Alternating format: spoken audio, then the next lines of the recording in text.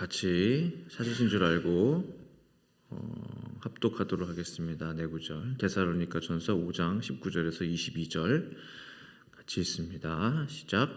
성령을 소멸하지 말며 예언을 멸시하지 말고 범죄하려 좋은 것을 취하고 악은 어떤 모양이라도 버리라. 아멘. 우리가 살아가면서 누구의 영향을 받느냐, 이건 참 중요한 것 같아요.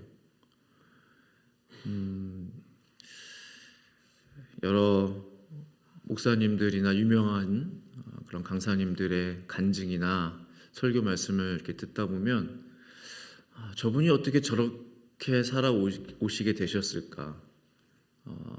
지금의 모습은 그 단기간에 만들어진 그런 모습이 아니라 오래전부터 어릴 때부터 누군가로부터 영향을 받았고 환경으로부터 영향을 받았고 그런 상황이 펼쳐졌고 그러다 보니까 그런 삶을 또 살게 됐고 그렇게 또 하나님을 만났고 또 하나님께 그런 기도를 드렸고 하나님이 그렇게 역사하셨고 그러한 삶의 모습들을 이렇게 보게 됩니다. 그러니까 우리는 누군가에게 영향을 주고 또 우리는 누군가로부터 영향을 받는 거죠. 서로 영향을 주고받는 그러면서 한 사람의 인생이 만들어져 가는 것 같습니다. 그러니까 오늘 내가 누구를 만났느냐 이제 그것이 내일의 내 모습이 결정되는 것이죠. 성도님들은 누구의 영향을 받으면서 지금까지 살아오셨습니까? 저마다 분명히 나에게 영향을 준 사람들이 있을 것입니다. 제 삶에도 영향을 주신 그러한 분들이 여러분들이 계십니다. 그분의 말씀과 그분의 또 목회 스타일이 참 제가 따라야 하는 그런 목회의 방향이다. 그런 생각들을 하게 되는데 그 중에 한 분이 이제 온누리교회 고 하용주 목사님이십니다.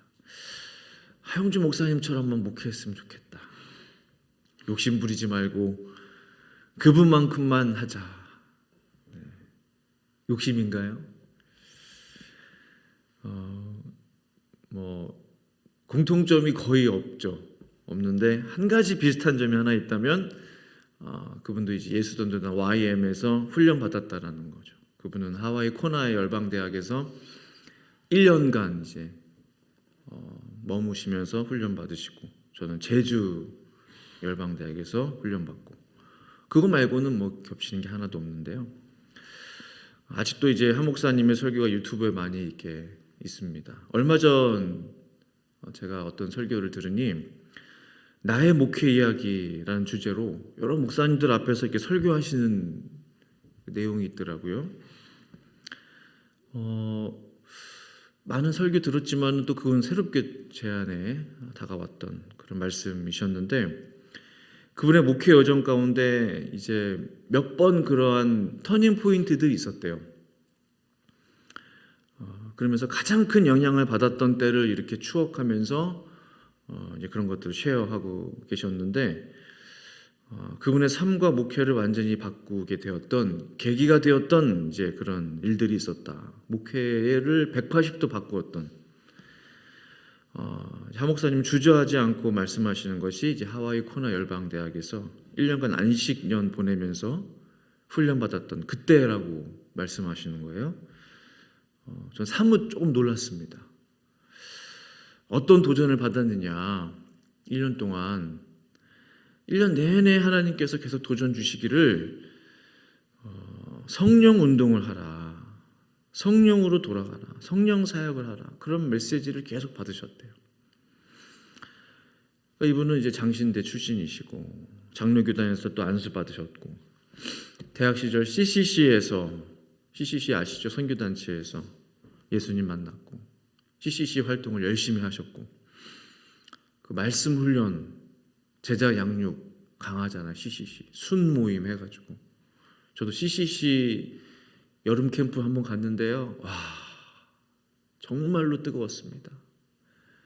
이제 민족을 그리스도에게로 하면서 그때 강원도 어디선가 했는데 전국에서 이제 대학생들이 다 모이는 거예요. 3박 4일 동안 이제 전체 호텔을 빌려가지고 이제 집회를 하는데 이제 그렇게 말씀 사역, 제자 훈련, 이제 순 모임, 이제 그게 강한 선교 단체인데 갑자기 성령 운동 참 쉽지 않은 그런 결단이실 텐데 지금은 좀 덜하지만 당시 이제 30-40년 전만 해도 성령 운동, 성령 사역하면 이상하게 바라보는 시선들이 많았죠. 지금도 그런 시선이 있는지 모르겠지만요. 그런 하나님의 부르심은 분명했다고 하셨습니다. 순종할 수밖에 없는 상황이 되었는데 드디어 이제 온누리교회에서 성령 집회를 시작하게 됐대요. 근데 이제 한 목사님이 말씀하시기에 그 성도님들께서 그렇게 성령을 사모하는지 몰랐다는 거예요. 본인이 가장 관심이 없었던 것 같아요. 어디서 사람들이 그렇게 모여왔는지 구름대처럼 벌떼처럼 사람들이 그 성령 집회에 참석했다고 합니다. 그러면서 이제 이런 말씀을 하세요. 제자 양육 성경 공부에만 집중했을 때는 당시 이제 온누리교회가 달리는 자동차 같았대요. 그냥 열심히 달리는. 근데 말씀과 더불어 성령 운동을 함께 하니까 온누리교회가 날아가더랍니다. 비행기처럼. 날더라 교회가. 그러니까 그때부터 성령의 바람을 타고 이미 이제 말씀 사역은 꾸준히 해왔던 거죠. 성령의 바람을 타고 부흥과 성장을 하게 되었다. 그런 말씀을 하시는 걸 들었어요. 그것이 기점이었다는 거예요. 오늘 말씀으로 돌아와서요. 본문을 가만히 보면요. 매우 짧은 구절들입니다. 우리가 잘 아는 말씀들이에요. 다른 부연 설명이 없습니다. 그러나 제가 느끼기에는 분명하면서도 단호함이 느껴집니다. 19절 말씀에 성령을 소멸하지 말며 했습니다. 성령을 어떻게 하지 말라고요? 소멸하지 말라.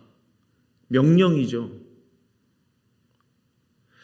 소멸하지 말라에 쓰인 이 소멸하지 말라. 영어 단어들을 제가 다 찾아보니까요. 표현들을 조금씩 다르게 했더라고요. 첫 번째 의미로는 끄지 말라. 뭘 끄지 말라? 불을 끄지 말라 할 때 그 끄지 말라는 거예요. 냉각시키지 말라라는 거예요. 그러니까 이 말은 뭐냐면 얼마든지 우리가 성령을 냉각시킬 수 있다. 성령을 끌 수 있다는 거죠. 우리가. 뜨거운 것을 차갑게 하지 말라는 거죠. 마치 나무에 불이 붙었는데 아이고 어떡하나 불이 붙었네. 빨리 꺼야지. 왜 불을 끄려고 할까요? 두려움 때문에. 이게 뭐 불 붙으면 어떻게 될 것 같은 거예요. 혹시 어떻게 될까 봐. 근데 많은 경우에 그 성령의 불을 끄려 한다는 거죠. 냉각시키려 한다는 거죠. 그러니까 그게 좀 이해가 안 되는 것 같아요. 그러니까 하나님은 빛이고 영광이고 하면은 조금 우리의 마음이 평안해요.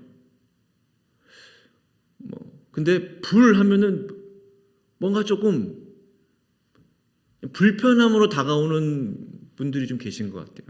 하나님이 불이라고? 그러니까 분명히 성경에서는 하나님은 소멸하는 불이심이라고 하셨잖아요.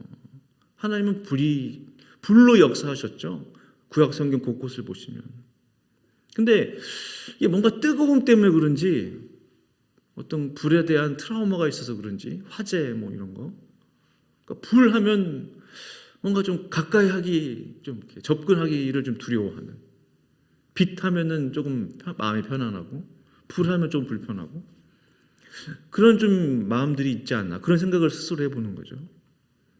근데 분명히 오늘 말씀에도 기록되어 있지만 성령을 소멸하지 말라고 해서 끄지 말라고 되어 있거든요. 저는 이 말씀 보면서 더 뜨거워져야 되겠다. 우리 스스로 내 자신이 그 뭔가 뜨거워지는 것을 절제하려고 하고 뭔가 이렇게 이것 자체가 뭔가 성령을 자꾸 이렇게 누르는 거구나. 그래서 수요 찬양 기도가 더 뜨거워졌으면 좋겠다. 그런 마음이 듭니다. 어떻게 하면 더 뜨거워질 수 있을까? 저는 항상 고민했어요. 사실 시작하면서부터 저희가 한 2년 반 해온 것 같아요. 제가 부임해서 코로나 때임에도 불구하고 한 6개월 지난 뒤에 바로 기도회 시작했던 것 같은데 어떻게 하면 더 뜨겁게 할 수 있을까? 항상 그 고민이죠. 어떻게 하면 불을 좀 붙일 수 있을까? 우리가 새벽에도 더 뜨겁게 좀 기도했으면 좋겠고 토요일 새벽 기도에도 더 간절함이 필요합니다. 더 사모함이 필요합니다. 사실은 저 개인적으로 이제 스스로 자제할 때가 많아요. 정말 제가 솔직히 말씀드리면 왜냐면 막 저 혼자 막 이상하잖아요. 어떠십니까? 제가 혼자 막 크게 기도해도 되나요? 좀 봐도 되실 거 아니에요. 종종 그런 얘기 들어요. 목사님 기도 소리가 너무 막 기도가 방해돼요. 사실 제가 많이 자제합니다. 정말로 그래요. 더 막 나오는데 그랬다가는 이거 뭐 제 기도 소리 듣느라고 여러분들 기도 못 하실 것 같아요. 근데 오늘 말씀 보니까 소멸하지 말라, 끄지 말라, 냉각시키지 말라라고 말씀하셔서 참 고민되는 거예요. 중간에서 어떻게 해야 되나. 두 번째 의미로는 억누르지 말라 그런 단어로도 쓰였더라고요. 억제하지 말라는 거예요. 성령의 역사를 속에서부터 터져 나오는 간절함을 억눌러 본 적 있으세요? 뭐가 나올 것 같은데 억제하지 말라는 거예요. 성령의 역사는 그렇다는 거예요. 뭔가 터져 나오는 뭐라는 거죠. 성령의 역사는. 근데 그걸 뭐 터지면 뭔가 이게 창피한 것 같고 분위기랑 안 맞는 것 같고 내가 이래도 되나? 그런 경험 있으십니까?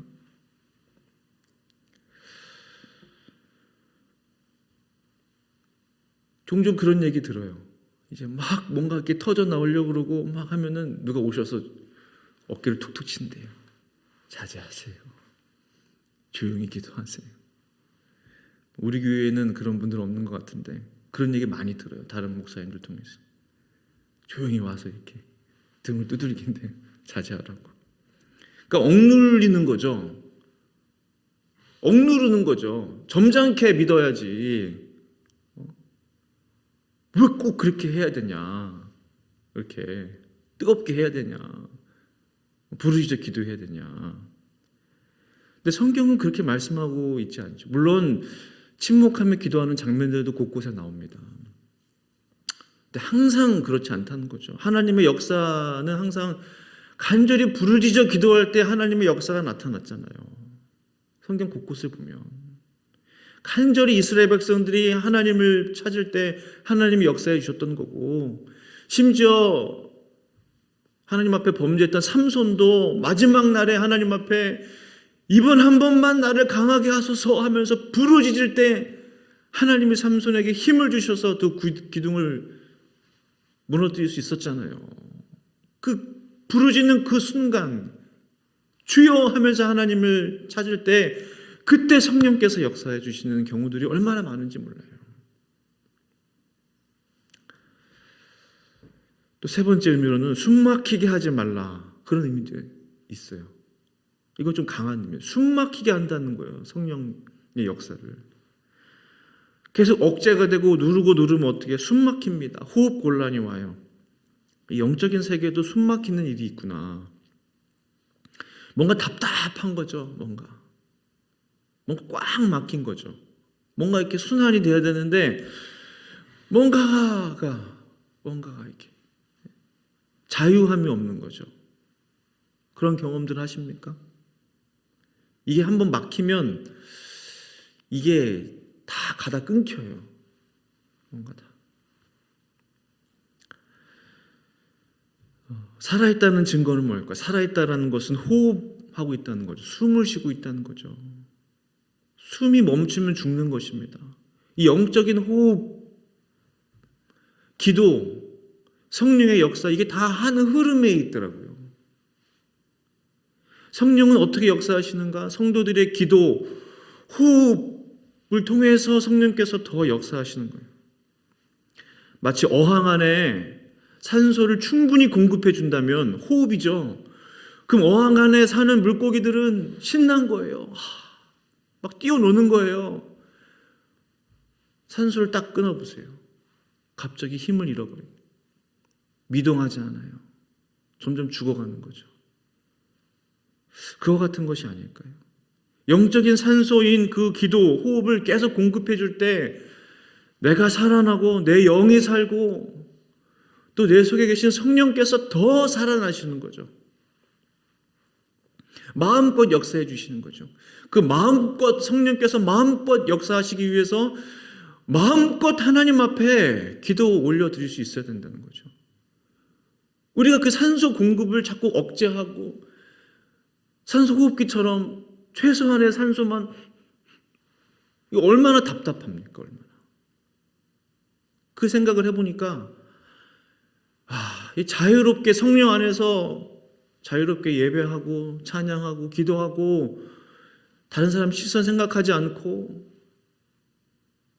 기도할 수 있다는 것이 참 복된 일이다. 귀한 일이다. 기도와 성령은 한 호흡으로 연결되어 있구나. 그런 생각을 하게 됩니다.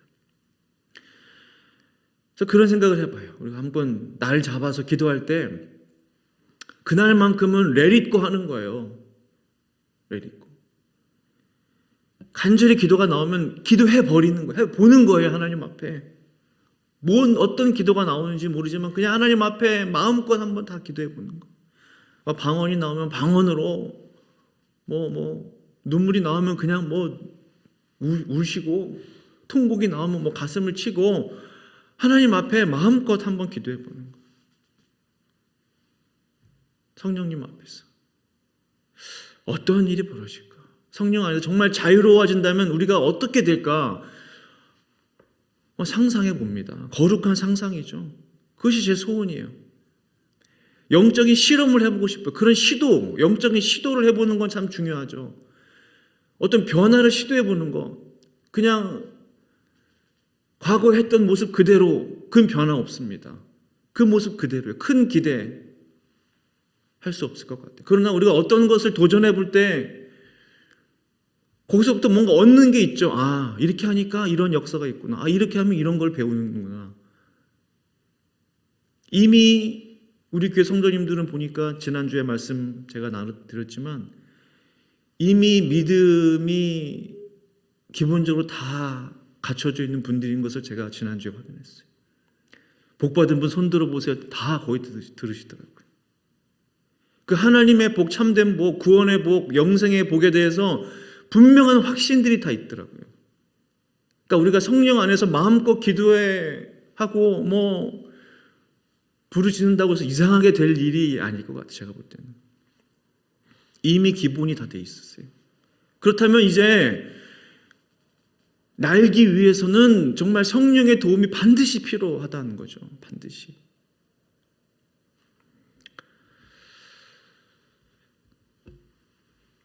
(20절에) 예언을 멸시하지 말고 했습니다. 성령께서 역사하시면 예언의 역사가 일어나요. 예언이 뭐예요? 예언을 이상하게 생각하는 사람도 있어요.